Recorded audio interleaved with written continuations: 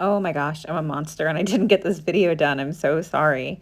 But it's still fall, so let's do some pumpkins. So I'm using a star tip and I'm going to squeeze and hold it down and just sort of push as I'm pulling straight up. And that way we're going to get a nice little bit of ruffle, a little bit of texture, and it looks more interesting and kind of fun.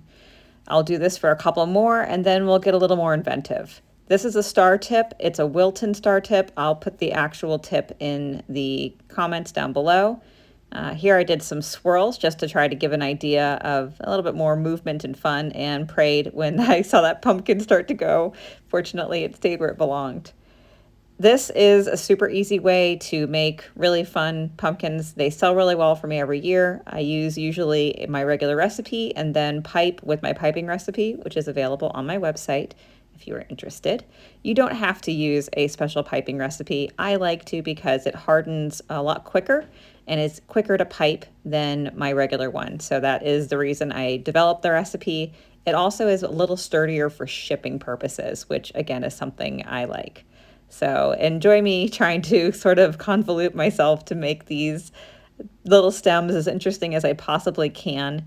I like to have a little bit of variety. I like to show a difference in each one so they all have their little unique personality, so to speak. I do also kind of keep in mind that I'm going to be shipping these, right? So I need to make them a as close to the pumpkin top as I can. I don't want to put them straight up because when I go to ship them, even in the boxes and even in the kind of careful shipping that we do, it makes it a lot more difficult to keep it intact and not fall apart. So if you're making these and you're not shipping them, by all means, go crazy, have a lot of fun, make big, tall stems that stick straight up. But if you are going to ship them, just keep in mind that you're eventually going to have to package these things, which is something I struggle with sometimes. I'm not always very good at making sure that what I am making is going to be able to get to all of you in the same exact condition. So I wanted to make sure I noted that while you're piping things and having a good time making soap, think about the future. Think about how you're going to get that out. So as I'm going through, you can see each one. I'm sort of playing. I'm enjoying how this particular recipe sets up. I'm enjoying the idea of each pumpkin having its personality. And I found that there was different ones that were more successful. In the end, I kind of settled on this sort of ruffled straight up and to the side look for a lot of them.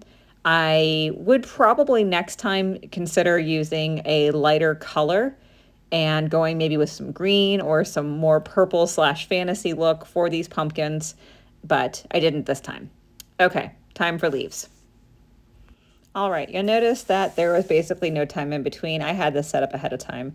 This is a Wilton 352 tip. It is a leaf tip. It is my favorite leaf tip. And again, like I noted in the previous part of this video, I sort of wish I had done my stems in green. Looking at this again, I was reminded that I immediately thought to myself, man, green leaves on a brown stem don't totally make sense. But at the end of the day, this is my world and my whimsy, so here we are. Here we're going with it.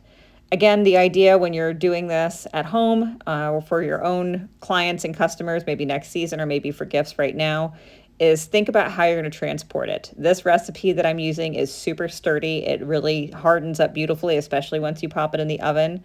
So it travels really, really well and tolerates abuse a lot better than most of my other recipes do. So once I'm done piping all of these leaves, these soaps then sit for a little while and then they go into the oven to CPOP. CPOP is just a quick acronym for cold process oven process. If you're not sure what that is, you can ask me in the comments or do a quick little Google. But basically, it's putting the soap in the oven with once it's been preheated and then turning it off and leaving it overnight to kind of help speed the drying slash hardening process. It does not change cure time. It just kind of helps the initial water get scooted out of the soap to make it a little bit sturdier to ship. So you'll notice in this piping bag, I've got a bunch of different greens that I've blended up. I do that ahead of time before I do anything else. I make my colors and then I make my piping bags and wait for it to get to the correct consistency. And same as before, I kind of go a little crazy with this. I play with each one. I want each one to be a little different. I want them all to have their own personality. So don't be afraid to change what you're doing. Don't be afraid to do maybe squiggly little stems and lines. There's a couple other folks that I really admire. Soap Girl is one of them on Instagram that does these really fantastic, fun pink colored, pink and purple, I think she did this year, pumpkins. Another one is Snob Love. Her work is just incredible with piping. She is the amazing OG of beautiful piped soaps. So don't feel like you have to do the same thing I'm doing, but if you're more confident and comfortable doing the same thing I'm doing, by all means do that as well. So again, I'm just putting a little bit of pressure, squishing back, and then pulling back to make that nice round leaf shape. If you want more squiggly leaves, then stay a little closer and put a little bit more pressure. And if you want longer leaves, then pull it a little sooner.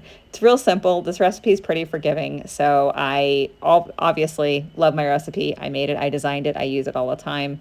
But you don't have to use my recipe. You can just use your regular recipe and let it harden up, and it will eventually get stiff enough to pipe. If you're not sure about piping consistencies, the usual goal for most folks when they pipe soap is to wait for it to be sturdy enough that you can put a spatula in the middle of your pot, so to speak, of soap batter, and it stands up on its own. The other one that I'll usually tell folks when I'm working with them, when they're kind of getting an idea of what they want to do with their soap making and get ready for piping consistency, is think about it as like really stiff, kind of stodgy, almost oatmeal quality. You don't want it to be too soupy. You want it to be firm enough that you can pipe it out and not so firm that it's a hard rock, obviously.